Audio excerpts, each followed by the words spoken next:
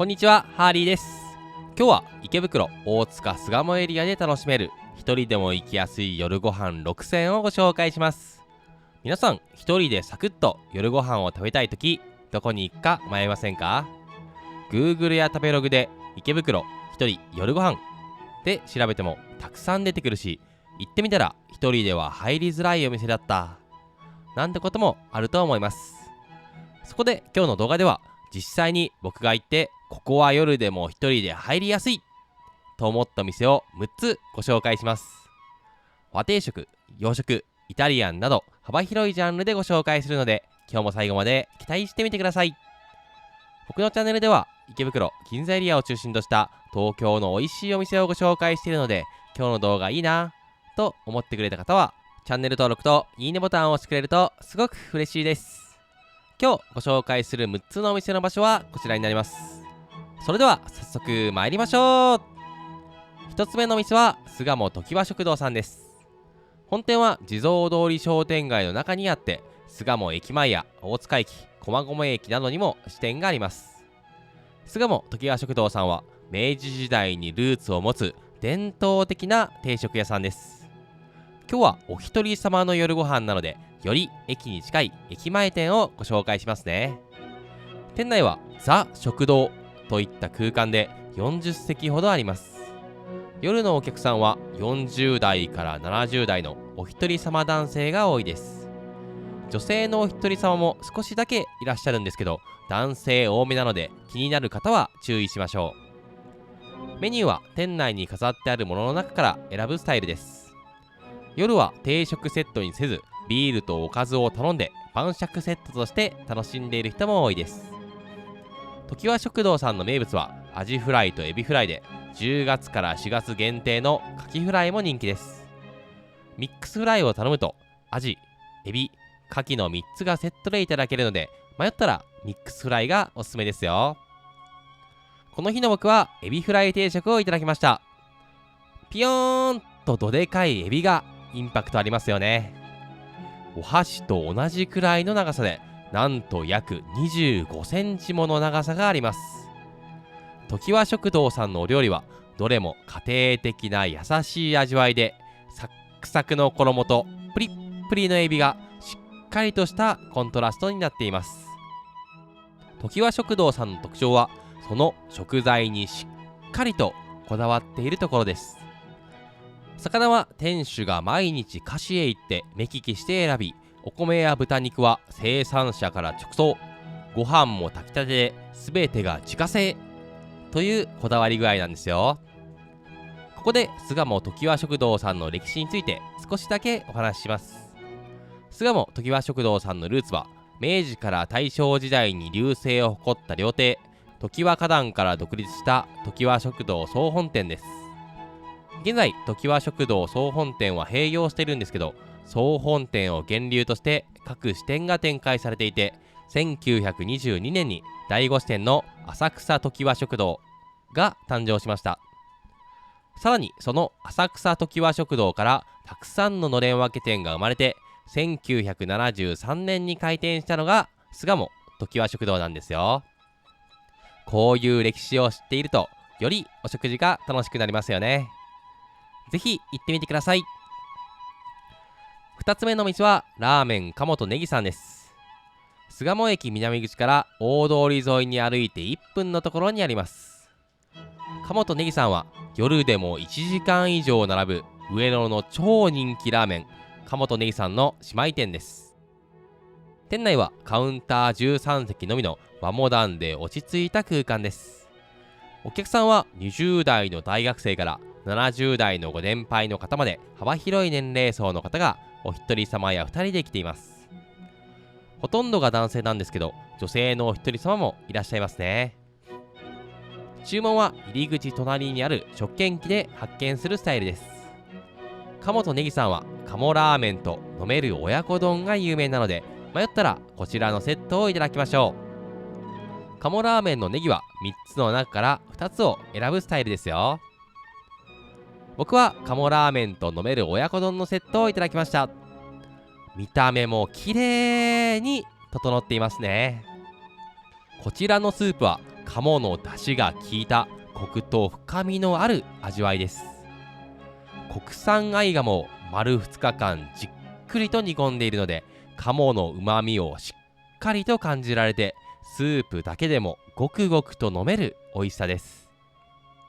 麺は国産小麦と全粒粉をオリジナルでブレンドした細麺で、スープとよく絡んでいます。ただ僕はラーメンよりもこの飲める親子丼に感動しました。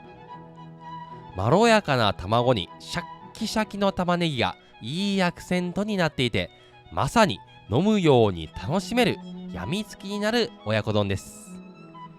1000円近くのラーメンなら他にも美味しいお店は5万とあるんですけど、270円の親子丼でここまで美味しいのは本当にすごいと思います。皆さんが行ったら必ず頼んでほしい一品ですね。待ち時間としては鴨とネギさんの上野店はいつも1時間くらい並ぶ行列店なんですけど、巣鴨店は夜ならすっと入れる穴場の店舗ですよ。ぜひ行ってみてください。3つ目の店は洋食後藤さんです。大塚駅南口から1分くらい歩いたサンモール大塚商店街の中にあります。後藤さんは女性一人でも入りやすい地元民に愛される洋食屋さんです。店内はアットホームな洋食屋さんの空間です。お客さんは20代から60代と幅広い年齢層の方がお一人様や2人で来ています。男女比は男性7対女性3くらいで、女性のお一人様もいらっしゃいますね。ディナーメニューはこちらです。名物で人気ナンバーワンは豚肉生姜焼き。他にもハンバーグ、カキフライ、ミックスフライも人気なので、迷ったらこの中から選びましょう。僕は名物の生姜焼き、僕の奥さんは和風ハンバーグをいただきました。名物の生姜焼きはまさに洋食屋さんのポークジンジャーという味わいで、香り高く柔らかい生姜焼きです。濃厚で甘いタレが美味しいので、ご飯がどんどん進みますね。一方ハンバーグは熱々の鉄板で提供されます。運ばれてきた時に聞こえるジュワーという音が食欲をそそりますね。接客については Google マップに厳しい口コミがあったんですけど、少なくとも僕はホールのお姉さんもキッチンのお兄さんもすごく丁寧で気持ちよく過ごすことができましたよ。ぜひ行ってみてください。4つ目の店はやっぱりインディアさんです。大塚駅南口から2分のところにあります。やっぱりインディアさんは銀座と三軒茶屋のカレー100名店シェフがタッグを組んだ至高のインドカレー屋さんです。店内は明るくアットホームな空間です。お客さんは男性女性問わずお一人様の夜ご飯として来ている方からお子様連れのファミリーでまったり夜ご飯をしている方までいろいろな人が来ています。メニューはこちらです。お一人様の夜ご飯として来ている人はカレーとナン、ライスが楽しめるサカハーリーターリーまたはマサハーリーターリーを頼んでいます。サカハーリーはベジカレーの中から2種類、マサハーリーはカレーの中から2種類選ぶスタイルです。僕が絶対に皆さんに頼んでほしいのは、夜でもプラス100円でナンをチーズクルチャに変更できるので、必ずチーズクルチャを頼んでくださいね。僕はマサハーリーターリーセットを頼んで、カレーはバターチキンカレーとエビカレー、チーズクルチャをセットにしました。見てください、この大量のチーズ。とろーっととろけるチーズがめちゃめちゃ食欲をそそりますよね。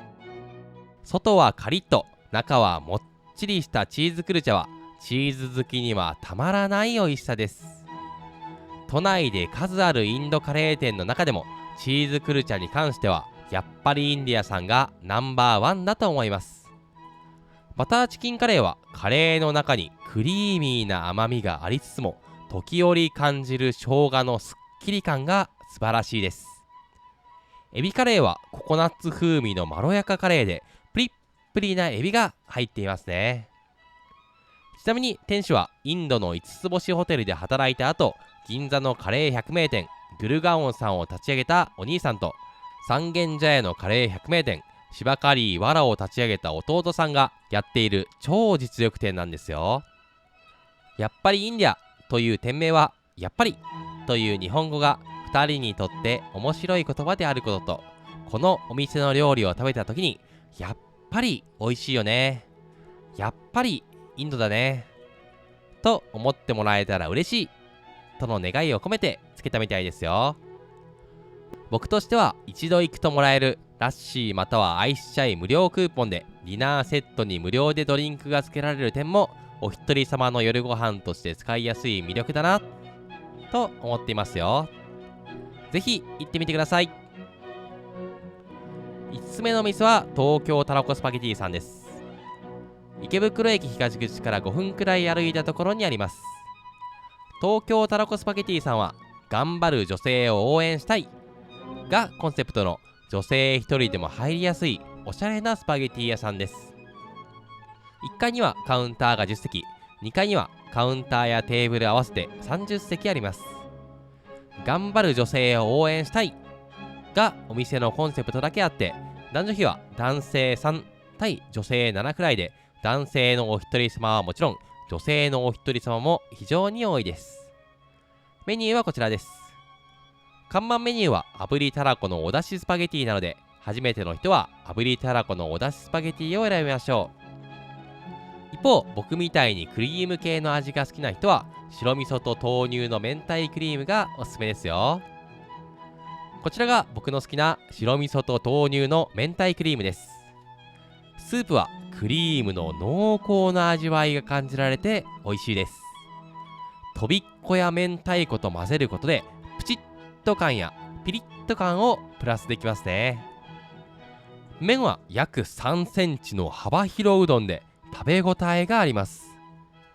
一方、こちらがお店名物の炙りたらこのお出汁スパゲティです。女性をターゲットにしているだけあって見た目も美しいですね。